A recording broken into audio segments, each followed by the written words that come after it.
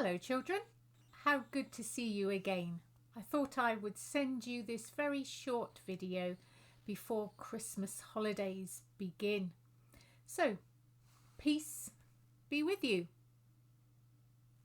Hopefully you've done that back as well.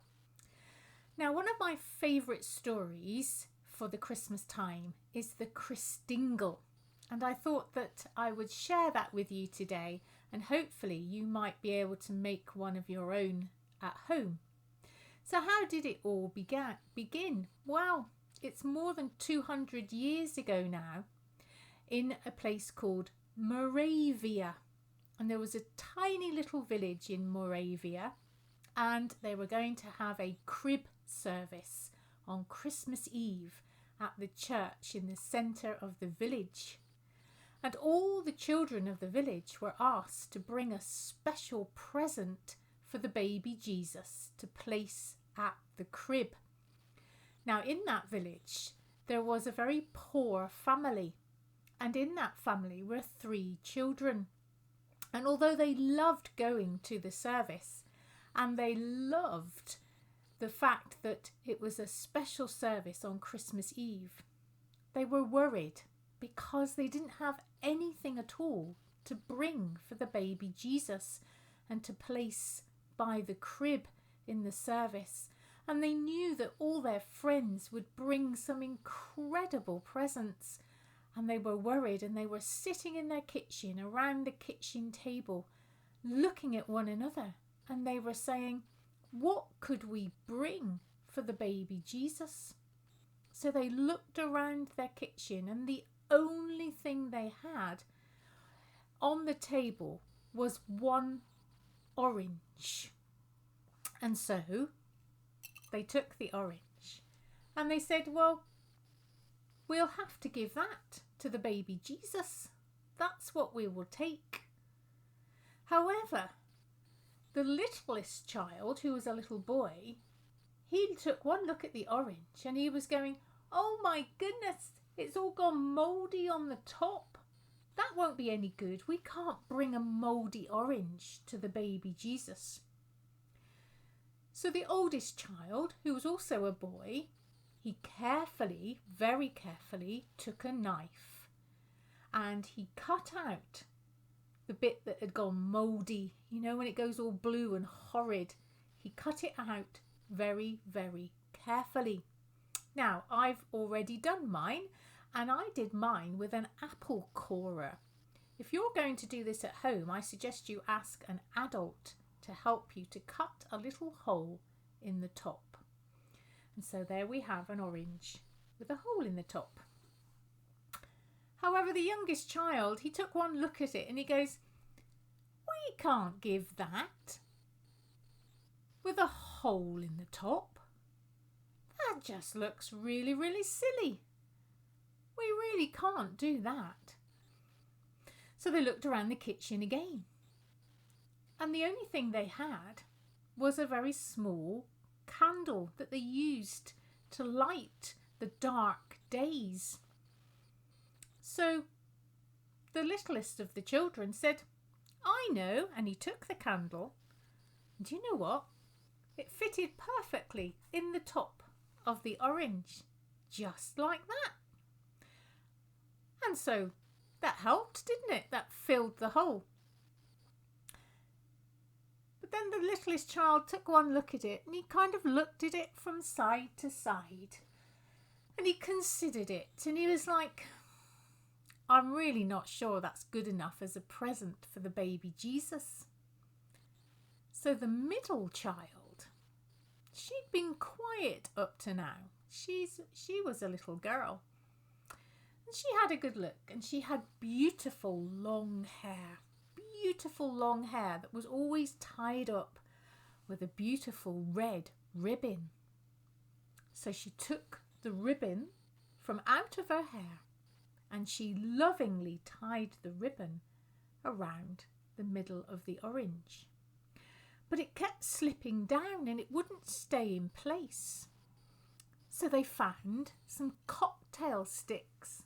Do you know what a cocktail stick is? Look, it's a little tiny stick. It's got a pointy bit at each end So they took 4 of these and they secured the ribbon with the cocktail sticks. Now, I don't have a ribbon, but I have some red sticky tape, which I think is going to work beautifully. So we're going to pretend that this is ribbon, and we're going to stick this red sticky tape all the way around the middle of the orange so that it looks like it would have done all those years ago in Moravia, in that tiny little village with those children who were trying to find a present suitable for the baby Jesus at the special service. So there you go. That looks like a red ribbon, doesn't it? And if you're going to try this at home, any red ribbon or sticky red tape, anything like that is going to be perfect. Now, just so that we can see what it would have looked like when those 3 children decorated it, I'm going to stick very carefully. And again, if you're going to do this at home, you need to make sure that someone helps you, because these can be very prickly and they can stick into your fingers. But I'm going to put 4 cocktail sticks into the orange, just like they would have done, but they would have used it to keep the ribbon. So the 3 children now, they had this orange with a red ribbon that was kept in place by 4 cocktail sticks. And a lot of this was done by the oldest child, who was just a little bit more careful. However, they kind of looked at it now and they thought, you know what? It does look silly, doesn't it? Don't you think it looks silly with these 4 sticking out? Oh, it does. So what on earth could they do?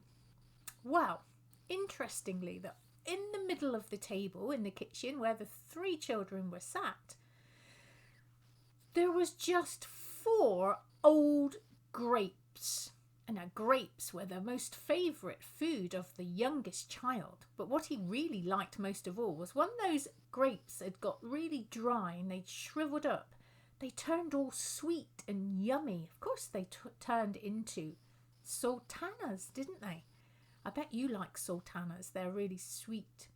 And so there were only 4 of them left. And so the littlest child, he got all excited. He said, I know, these are really yummy. These are my favourite. If I stick 1 on each end, then it will look much nicer. So today, I haven't got sultanas or raisins or currants you could use. I've got some 4 yummy sweets. Now these are Haribo hearts. So I'm going to stick a Haribo heart on each cocktail stick. And again, you have to be really careful if you're going to do this at home, because if you push too far, the prickly bit of the end of the cocktail stick can stick into your finger. But there we go. So you could use any of your favourite sweets as long as they're soft enough that you can put them on the end. So look at that. Wow, the 3 children took one look and they went, yes, we're really pleased with that. That's perfect. So the day of the service came. Oh look, we've got a wick on this candle. Let's make it stand up. So the day of the service came and they all went with all their friends from the village to the service. And during the service, the vicar of the service, so the person like me who wears these funny collars, she got to the moment where she invited all the children to come up to the front with their present for the baby Jesus and to put it beside the crib. Now, all the children went up and yes, some of the presents they brought, they were wonderful and they must have cost a lot of money. And so the 3 children were getting very nervous and very worried. Would you feel nervous and worried if you had turned up with this? Yeah, I think I might have done, especially if everybody else had come with a really, really big present. So they stood at the back and they thought, oh gosh, we can't go forward. And they waited, hoping that the vicar wouldn't notice them. But of course she knew they were there. And so she said, oh, come along, children. What have you brought? You're the last family. What have you brought for the baby Jesus? Gosh, gosh. So they held their heads a bit embarrassed and they walked forward with their present. And they got to the very front and they were about to place their present by the crib when the vicar stopped them. And she said, "This is a wonderful present." And they looked at her like, perhaps our vicar has gone a bit nutty. How can this be a wonderful present? And she said, "Oh, but children, this is the best present of all. You have brought the best present." And she said, because the orange represents the world. It's the world that we live in, and therefore it includes everybody. And she said that the red ribbon around the orange, this represents Jesus. This represents that Jesus came for everybody in the world and wrapped his love around everybody in the world.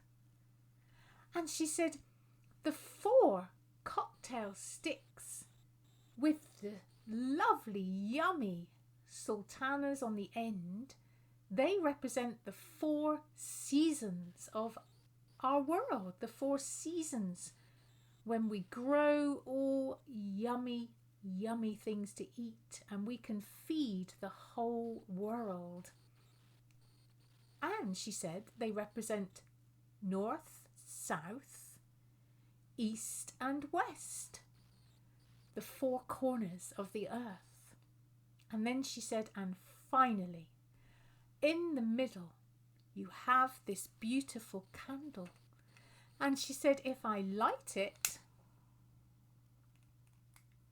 this represents Jesus, the light of the world. So she said, children, you've brought me the best present of all. This represents what Christmas is all about. Jesus coming into our world for everybody in the world, and the light shining in the darkness. Wow! Little did those children know that they had created the best present out of such ordinary things, because it explains what Christmas is all about. Jesus coming into our world for all of us. So I pray that you will all have a wonderful, wonderful Christmas. And I do look forward to seeing you in the future when we live in easier times and when we won't have to socially distance and wear our face masks.